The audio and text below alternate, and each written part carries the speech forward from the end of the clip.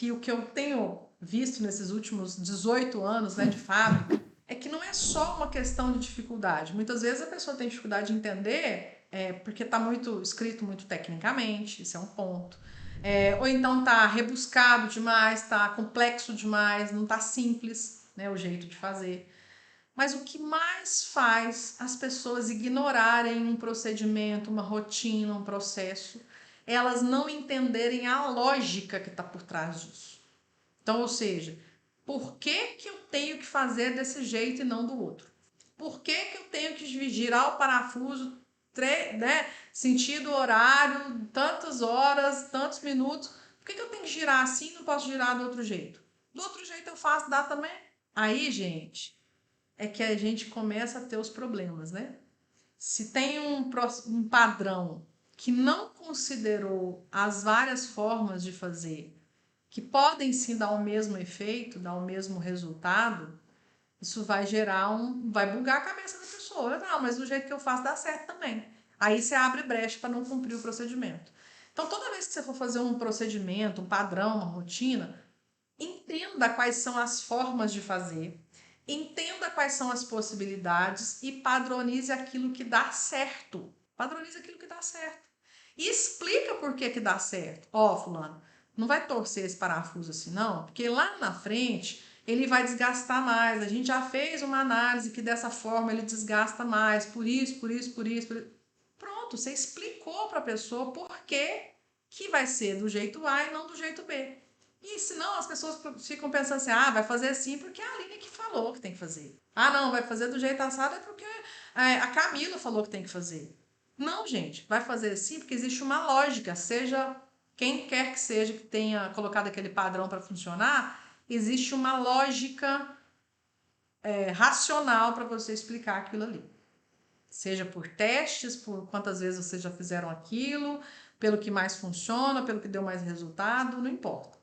Mas o ideal é que a gente tenha tudo isso compilado. Se são 3 turnos, os 3 turnos têm que concordar com essa mudança no processo, e não concordar do tipo permitir. É concordar de que aquele jeito de fazer é realmente o melhor e dá o melhor resultado, com fatos e dados. E aí, muitas vezes, a gente tem um péssimo hábito de achar que não tem que falar o óbvio. Tem que falar o óbvio. Porque o óbvio pode ser para mim, mas não vai ser para você. Então, tem que tirar a peça daqui e colocar aqui. Gente, mas isso é óbvio. Não. Escreve lá, do jeito que tem que fazer, desenha, tira foto, filma. Hoje a gente tem tantos recursos, não vai ser por falta de recurso que a gente não vai passar a mensagem. Então, olhem bem para esse lugar e sejam mais perspicazes na hora de construir uma nova rotina, explicando a lógica por trás disso. Até para a gente mudar depois, tá? Porque quando as pessoas entendem por que está sendo feito e por que a mudança acontece, quando aquele porquê não fizer mais sentido, elas vão te alertar. Aline, você lembra que a gente fazia isso aqui porque aquele produto estava em linha? Ou porque aquele produto era o carro-chefe da empresa. Agora vocês tiraram o produto de linha, então nós não precisamos fazer isso mais. Então percebe que você coloca mais gente para pensar. Esse é o grande lance, colocar todo mundo para pensar. Todo mundo é capaz de pensar e de te ajudar a pensar nas melhores estratégias. Pensa nisso. É que muitas vezes a falha na comunicação é porque a gente não tem um fluxo de informação padronizado. Então, assim, eu não tenho que esperar que fulano me fale sobre tal assunto ou sobre tal situação, porque não está, inclusive, padronizado que ele tem que me falar. Então, imagina que tem alguma informação que chegou para a área de compras na hora que foi receber material. Não tem lugar nenhum padronizado que o comprador precisa passar essa informação, por exemplo, para o financeiro, ou para o PCP, ou para o estoque. Aí ele pode ou não passar. Se ele julgar que é importante, ele passa. Se ele julgar que não é importante, ele não passa. Ou mesmo esquece. Aí, na hora que o problema arrebenta lá na frente, ou seja, matéria-prima fora do padrão, matéria-prima estourando máquina, enfim, coisas que a gente sabe que acontecem no dia a dia, ele vai falar assim, mas como é que ninguém me contou que essa matéria-prima chegou assim, assim, assim? Não, o pessoal do compras está sabendo. Mas eu não achei que eu tinha que passar. Então, entende que da mesma forma que existem processos de execução de tarefas, se eu tenho fluxos de informação padronizados, eu faço com que as informações, as notícias, os ocorridos cheguem aos ouvidos de quem precisa. Então, falha de comunicação não é só porque as pessoas não sabem se comunicar, é porque também não existe um padrão de comunicação na empresa. Então, é bem lembrado disso, viu? Bem lembrado mesmo. Bom, e aí, o que são os 3 passos, né, que a gente precisa executar para sair desses erros e, de fato, ter uma equipe mais alinhada e a gente poder, de fato, sair do operacional? Primeiro, estabelecer as expectativas claras, né? Ou seja, estabelecer as expectativas da função de cada pessoa da equipe de uma forma clara. Ou seja, Daniele, você faz tal atividade, tá em tal cargo, então eu espero que você faça atividade 1, 2, 3, 4, 5, 6, né? E que você é responsável pelas entregas A, B, C, D. E é isso que a gente espera do seu cargo. E você sabe como é que essas suas atividades, tarefas, entregas, elas impactam na fábrica? Pois é, quando você faz essa tarefa e me entrega esse resultado, isso impacta lá no faturamento, no financeiro, no compras. Você vai ligando as coisas. Você vai ligando o objetivo daquela tarefa, daquela função. Então, se eu sei que o que eu faço impacta no financeiro, impacta no compras, impacta na produção, impacta na programação, eu sei que se eu fizer mal feito, eu vou estar fazendo uma reação em cadeia e vou estar prejudicando muita gente. Então, o primeiro ponto é a gente estabelecer claramente para as pessoas quais são as tarefas que elas têm que fazer, o que a gente espera dessas tarefas, né, de entregas, e por que e onde isso impacta. Esse é um primeiro ponto. Bom, o exemplo prático disso, eu acabei de falar, né? Quando a gente simplesmente conta e mostra para eles como a coisa funciona, como eles estão interligados dentro das áreas, isso funciona muito bem, né? E aí a gente evita, gente, uma coisa que é importante, de ser aquele gestor que só distribui tarefa.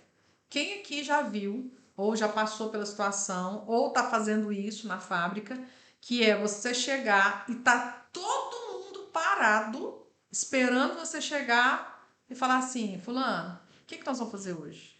Nós, gente, chega a dar arrepio de ver uma equipe parada esperando o gestor chegar, para o gestor falar o que ele tem que fazer. Misericórdia. Quando eu entrei numa das fábricas que eu gerenciei, gente, era esse o cenário. Todo dia, 7 horas da manhã, o pessoal entrava, chegava lá dentro da fábrica, esperava a gerente chegar, todo mundo olhando para ela, e o que nós vamos produzir hoje? Aquilo era de dar taquicardia, né? Imagina o pessoal esperando o gestor falar o que ia produzir no dia, né? Então, programação, não sabia nem por onde passava.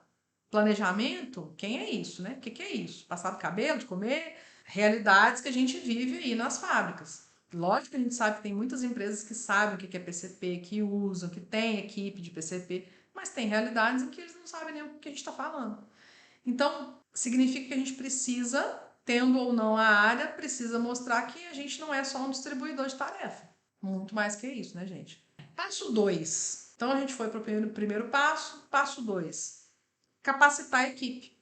Se eu quero que alguém faça aquilo que eu estabeleci agora há pouco, né? Estabelecemos lá o que são as atividades que a pessoa tem que fazer e quais são as entregas que ela tem que me dar, eu preciso treinar. Eu tenho que treinar essa pessoa. Eu tenho que mostrar para ela como que faz, qual que é o melhor jeito de fazer, como que ela toma decisão, quais decisões ela pode tomar, até onde ela pode ir com as decisões dela. Porque aí sim, eu treinei e estou dando as autonomias de acordo com o cargo. Eu não tenho que esperar que um analista tenha autonomia de fazer coisas que gestor tem que fazer.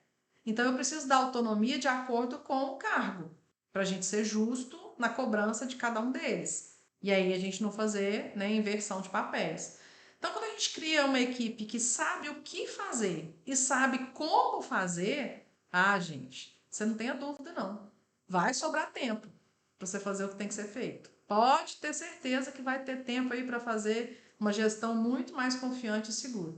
Então, você pegou um cargo lá, identificou quais são os pontos que você vai delegar, que autonomia essa pessoa tem, até onde ela pode ir, treinou e colocou essas pessoas para fazer e não interferiu, a gente só interfere quando vê que vai dar merda.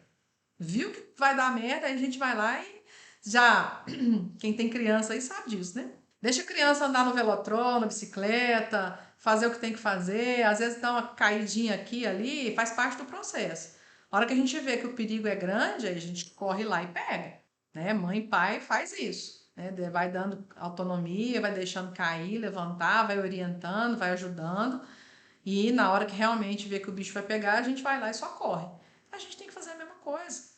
A gente tem que dar a oportunidade das pessoas fazerem, para que a gente consiga corrigir, dar o feedback, dar a chance de novo, voltar. Esse é o processo de desenvolvimento, né? Esse é o caminho que a gente tem que fazer.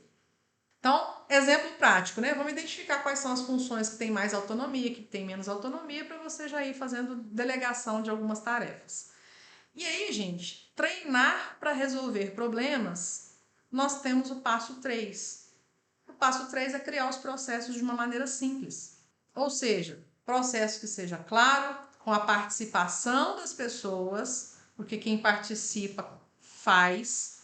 Se eu participei de uma construção de um processo, eu vou fazer por onde desse processo dar certo. Isso, assim, uma das coisas que eu mais comprovei na vida real, na fábrica mesmo, foi envolver as pessoas na construção de processos. Gente, é assim, é fantástico. Sai assim muito melhor do que a gente pudesse sentar lá e querer fazer sozinho, com certeza, sem dúvida. E o pertencimento que as pessoas têm é muito maior, sem dúvida nenhuma. Então, quando a gente constrói, cria processos com as pessoas que vão executar, ouvindo a equipe, o que eles passam lá na fábrica, isso diminui o retrabalho, aumenta a eficiência, aumenta o pertencimento, as pessoas querem mais fazer, né?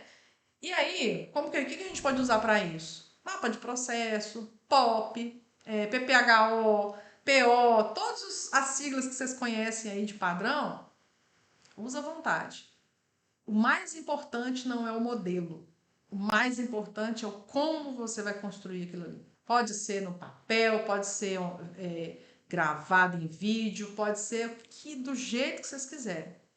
Mas o mais efetivo são as pessoas participando da construção. Disso, vocês não tenham dúvida nenhuma, que é isso que faz a diferença.